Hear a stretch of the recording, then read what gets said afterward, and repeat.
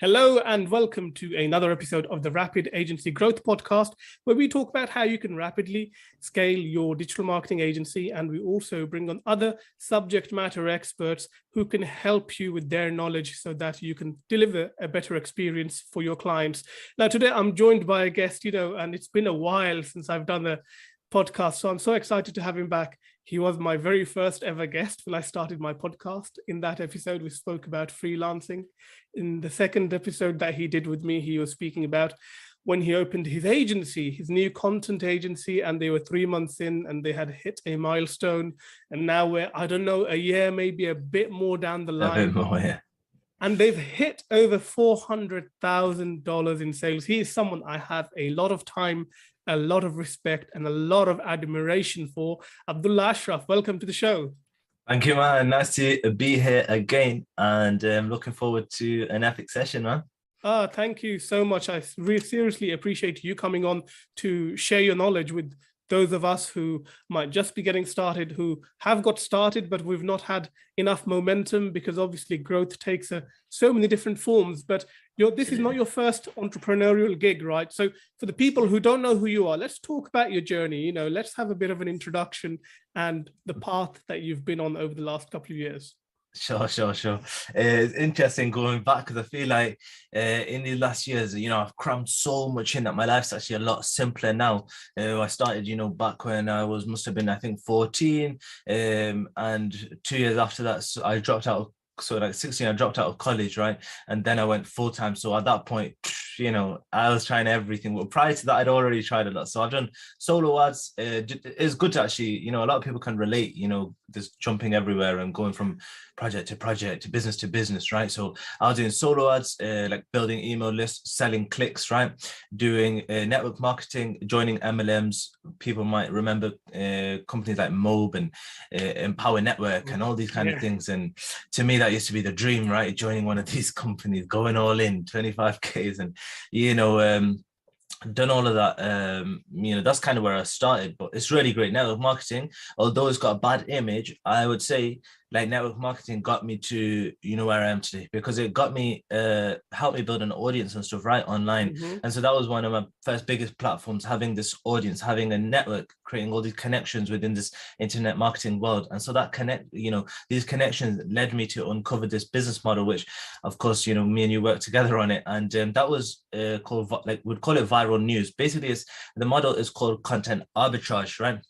So in 2015 to about 2017, I really killed it, with that model in respect to, where I come from and, how I started. So we done really well with that model. And so, at the time, I remember it's a cool lesson to learn. At the time, I didn't have much money at hand, but I had cracked this business model, right? This ads, and this is back in 2015, right?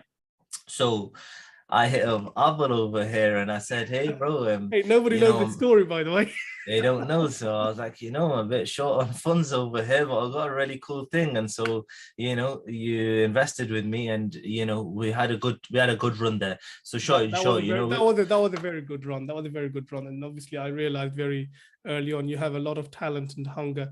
And I know you talk about your network, but one thing that you have omitted there, which I hope I can add in, is the skills that you built along the way, right? Because when you're trying all these things, whether you realize it or not, you're building your skills, even if something doesn't work, right? You build a website. The website doesn't make any money. You've learned how to build a website. Build a website now, right? Exactly. And I think that's the biggest thing. Like, that's why people sometimes they feel bad about their experience and their losses, or something didn't go right. But what they don't realize, obviously at the time you're succumbed by emotions and, you don't actually realize what you've gained from this experience. And you always gain a lot, especially when you give it your all, right? So I gave network marketing my all. I gave affiliate marketing my all. I gave, solo as my all. I gave content arbitrage my all. And when I reached content arbitrage, that's when I crushed it, right? That's when I had my success. So it took me like 4 or 5 businesses before that, even in print on demand, right? So we finally made it to content arbitrage, crushed it there. Boom, started like I said, once again, thanks to my network, I was connected with guys that are launching products online, right? They hit me up and they say, you've got a real cool business model there. How about we turn it into a course and we sell it? I was like, cool. At the time, I wasn't actually so much like cool. At this time, my ego's coming the way. Not so much my ego, it's just because at this time, I've been selling this product. I created my own course and started selling it on webinars for $700 a pop, right? And it was doing exceptionally well. These launch guys come to me and say, hey, why don't we turn it into a product and launch it? I was like, I'm making $700 a pop and you want me to sell it for $27. I don't know where how the economics work here, but they told me one thing and it sat well with me. They said, these customers you were never going to attract anyways. You weren't going to go and find these customers. They're not in your, audience. And I thought, you're right. It's just another opportunity. It's another way of getting more information out, impacting more lives. And, I thought cool, so I went aboard with it. And funny thing is, that's a great part of my journey, and many people in the space know me because of that. The MadSense launches, right? So in about 5 years, we've done 4 MadSense launches. Every time I upgraded that model, every time there were new case studies, a new revelation each year, all that I was learning, I would update it, put into a new course. And I don't really like to play around the numbers angle anymore, but it's just cool to know that those 4 products accumulated like about 400k, if not more. I mean, when you look at webinars, backends, affiliate promotions, we've done way over $500,000 with those launches over a few years. And that all came through me just putting my head down onto one business model, right? People always want to step into selling courses first, become a coach, because people are told, start a coaching business, start a consulting business. But what are you going to consult on if you have nothing? When you've got no experience, right? When you've got no experience, right? But experience sells, right? Experience and results, that's what sells. So we created I built a lot of experience in the content arbitrage model, created a lot of results, and then we sold that. And, a huge impact. It was a great course. And that then leads us to where we are today. Absolutely. And before you go to where you are today, one thing I want to point out is, one thing I've quite admired is your grit, because you've not been one of those guys like, let me go on YouTube, learn information for free, then I'll apply it. Because I remember you telling me you had like borrowed $10,000 from someone, a close family member, to pay for this program on print on demand, and that did not work out for you. That's right. You did some sort of trading, and that did not work out for you, and you lost a significant amount of money there. Very much. And you've bought all these other things as well along the way that have contributed to your journey, but they didn't necessarily work out for you. So you've obviously very early on realized that the fastest way to download insights and someone's knowledge is to pay for them. Not that it's always worked for you, but here's the thing, it never held you back.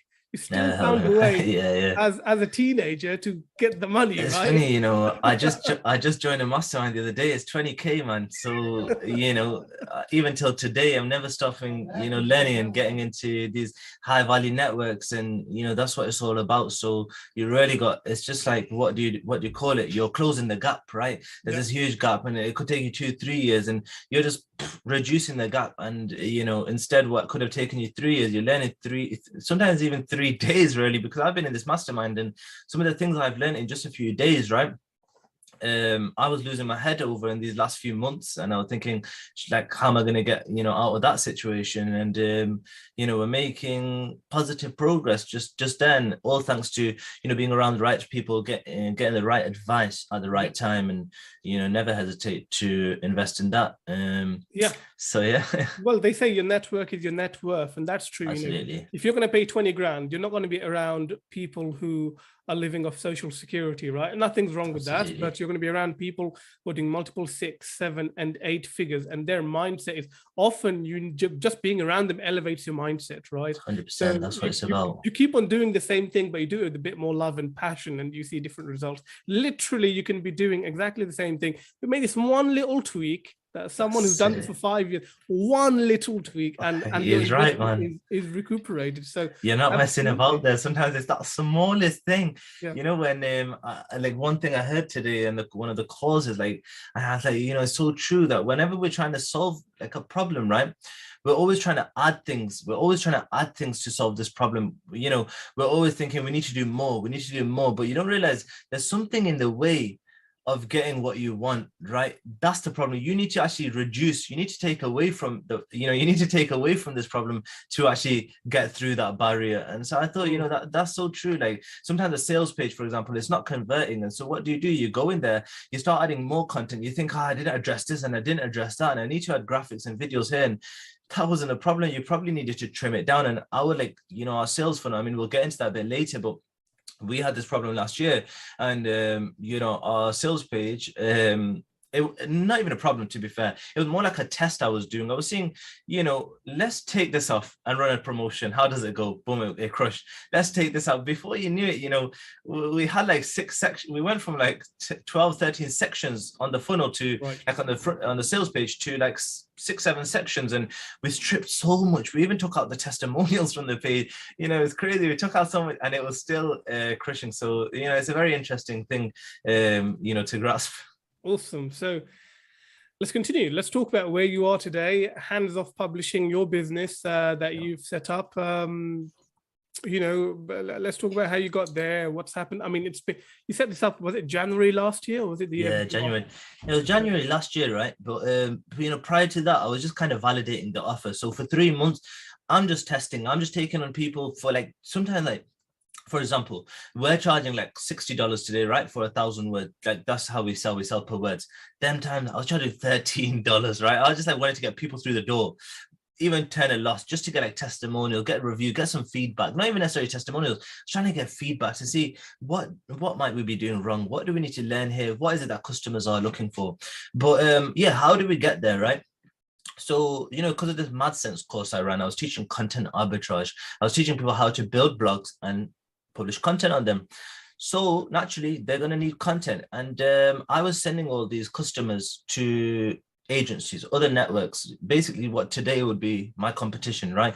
At the time, it wasn't as such. I was just sending them there because I've used these networks and I thought, hey, you go use that. And then, that year in 2020, I had this epiphany and I thought, all this time, like, I know everything about content. We've hired a lot, I know things about hiring. And I was like, why am I just sending them elsewhere? I'm sure like if these people at this point, I've sent so much business to the places, maybe I could have like took some for myself. Just maybe I could have sold them that content myself. And many times, we had this situation. So people are paying us $1,000 to build their website and get 20 articles, right? And that's outrageous because 20 articles isn't even that much, right?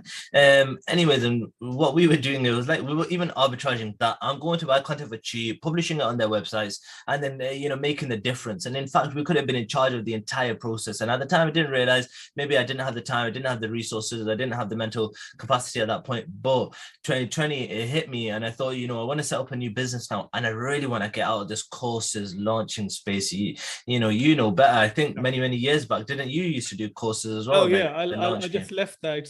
It's one of those market where it eats away at you, especially when you have skills and you have knowledge to offer and you're dealing with people who never take action, right? Or people who have this get rich quick mentality. You're like, absolutely. You know what? I mean, you only live once, right? I don't want to spend the rest of my life dealing with such in this circle, Absolutely, man. So it's not even people, that's one thing you realize after, you start making kind of money online, building an income online. When you start working for yourself, you realize that it actually becomes less about the money you make. It actually becomes about like how you make that money. At times right now in our agency, we might be making less these years than I did in my course days and my content arbitrage days. And the stress is a lot more, actually. There's a lot more challenges, but the satisfaction, the happiness is on another level because you're actually building like a purpose-driven business, right? You're actually providing real value. You're serving real businesses,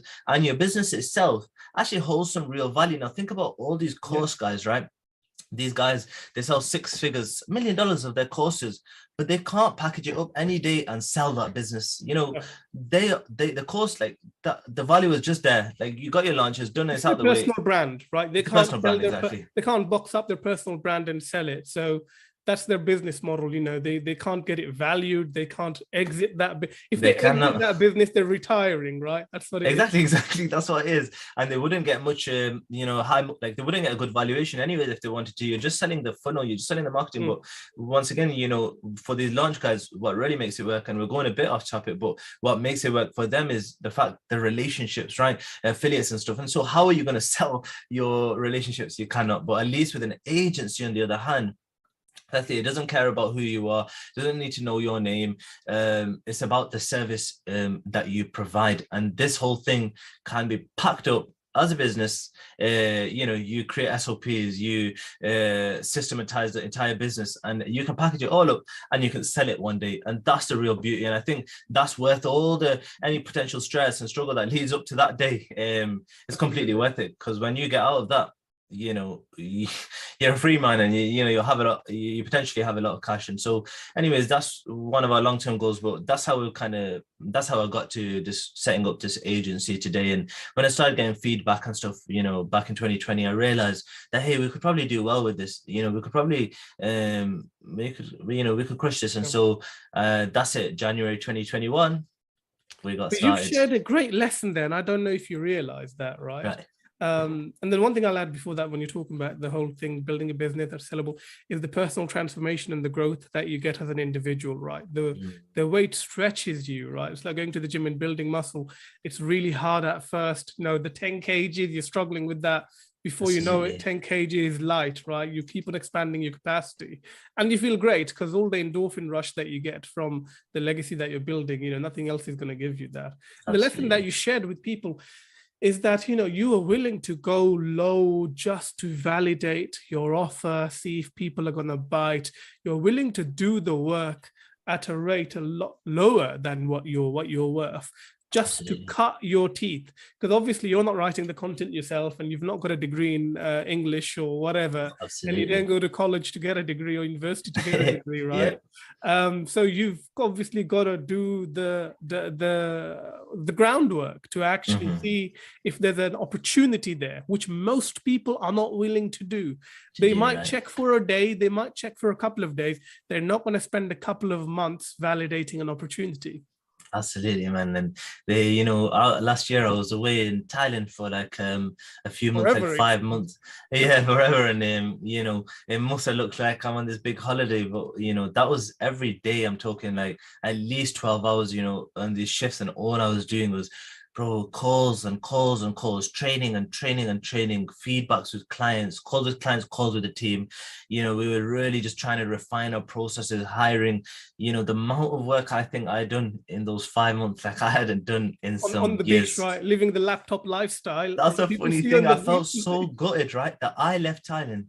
And I thought to myself, what did I even do? There were no beaches, bro. I wasn't at the beach. I was stuck in my little apartment, and I was just putting in the work those nights. And it's not nothing special. Anyone should do that for their business. And I think that was a big turning point for us, actually.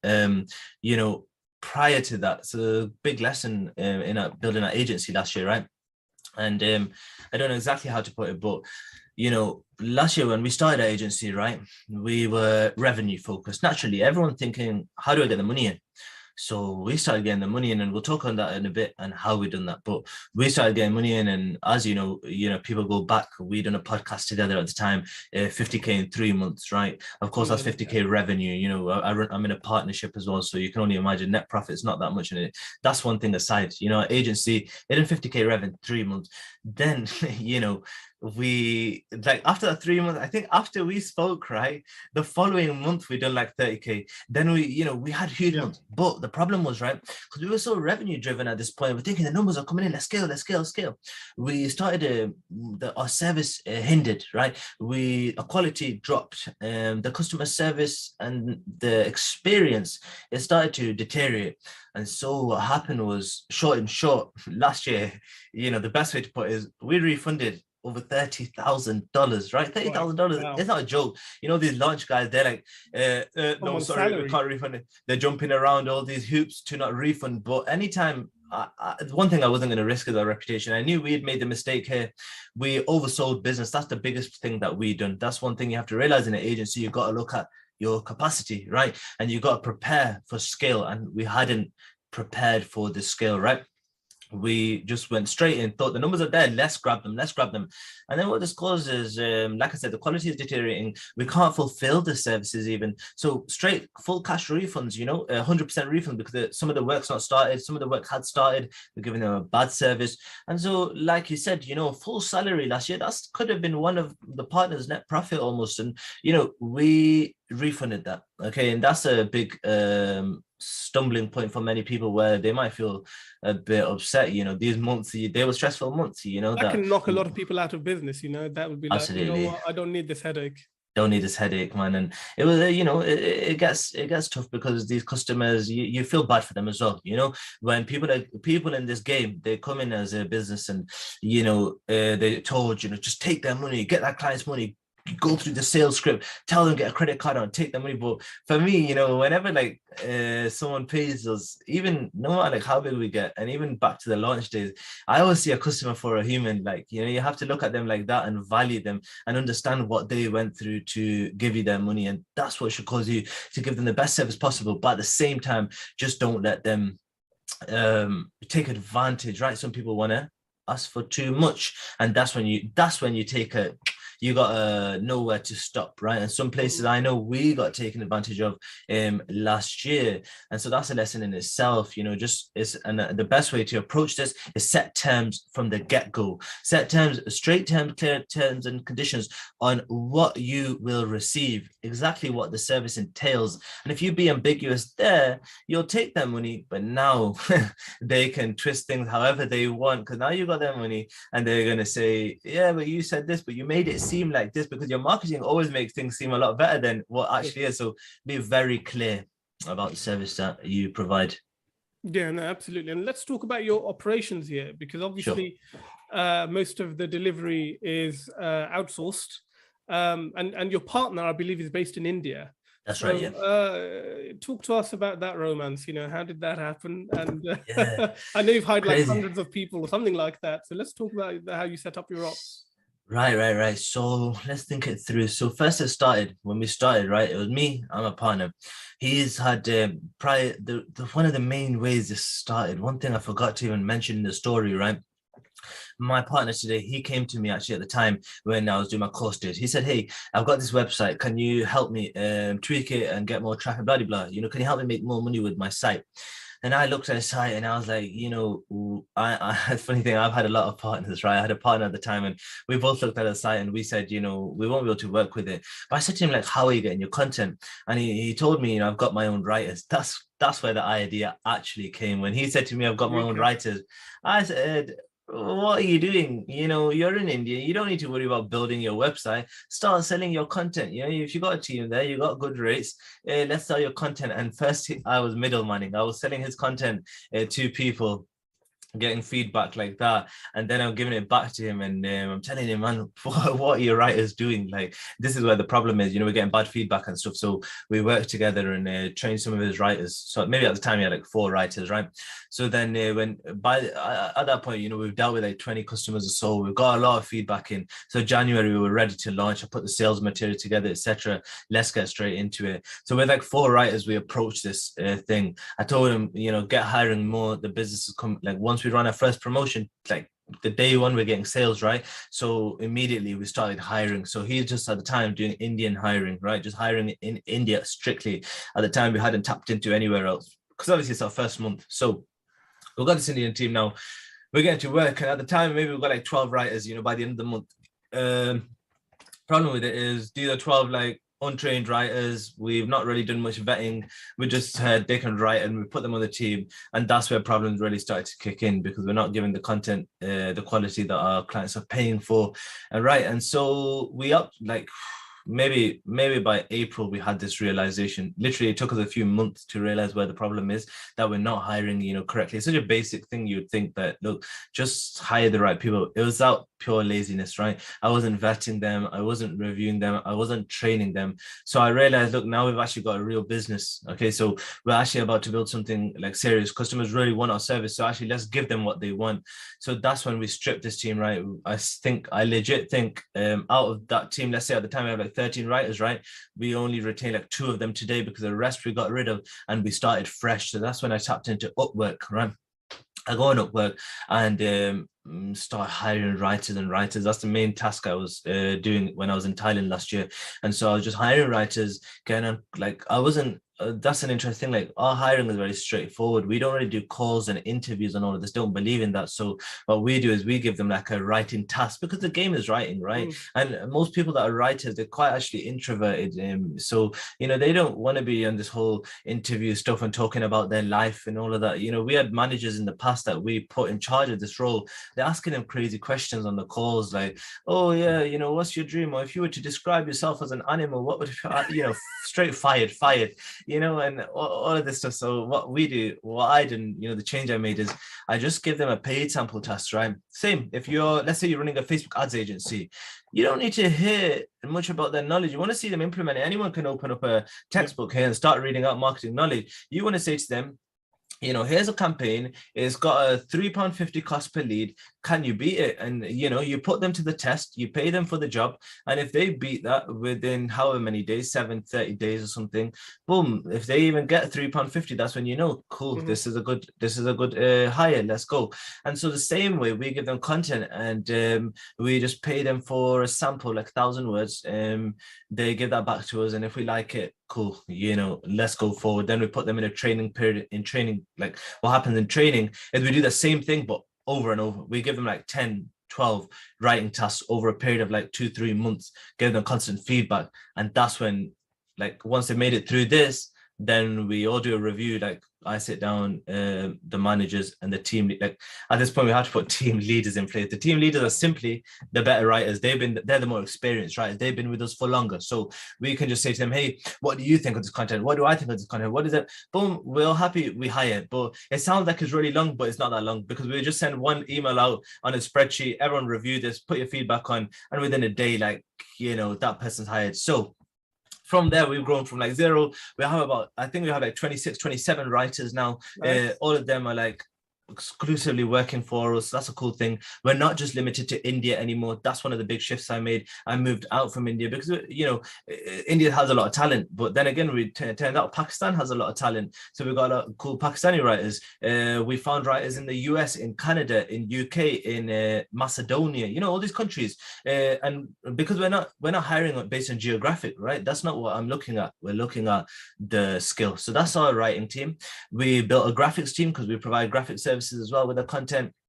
We have 5-6 people in there. That's like a changing team, because the thing is we're introducing a new service, infographics, so we're hiring a bit more for that. Then we've got managerial team, right? Managers, what do? There's 2 managers. They communicate with the writers, assign them work, and they also communicate with the clients and get feedback from them, or their order briefs and stuff. So they handle all the communication side of things. They'll communicate with the writers, communicate with the clients. Any feedback from client that needs to go to writer, the manager is responsible for that. And the managers also send us a weekly report. They work really hard. I really got to give it to them. They work really, really hard. They're hired in India, right? So my partner was responsible for hiring them.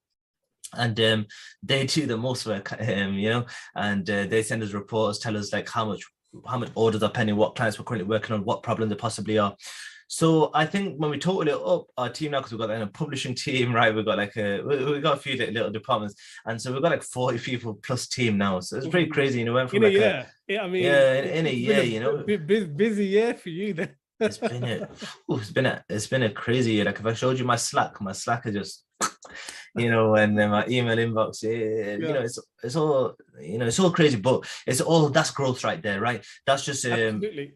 We were just like I said, we just grew with the business. So that's one of the main problems we made. We learned on the job, you could say, right? We were learning a lot of things on the job, making mistakes there. But the way we were able to learn is by giving refunds. Because had we not given those refunds, right, this is a crazy thing to think about. Like if we didn't give those refunds, imagine the impact it would have had on our reputation. Had we just played around for that 30K, well, this year, how much revenue would we have been short on? So it's crazy, and it's cool though. It's interesting.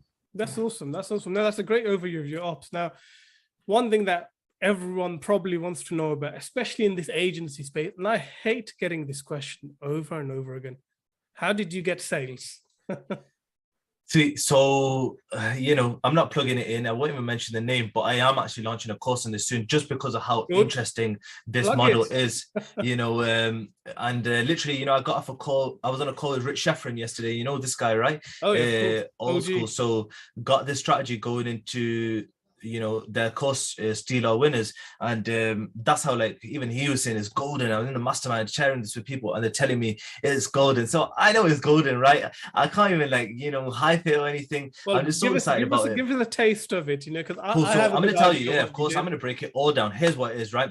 We're going to, like, micro influencers. I call them micro influencers because these are guys that have a good audience, but it's not about the size of their audience. It's about the engagement of their audience, right? These guys have highly engaged audiences. Maybe they've only got 10,000 subscribers on their list. Maybe they only got 12,000. But if you ask them their stats, they got like 30% open rates, right? That's an engaged list. So we're finding people like this. And the goal is we don't go with the email list. We're looking for two areas: bloggers and YouTubers. People say influencer marketing, Instagram, TikTok. Nope.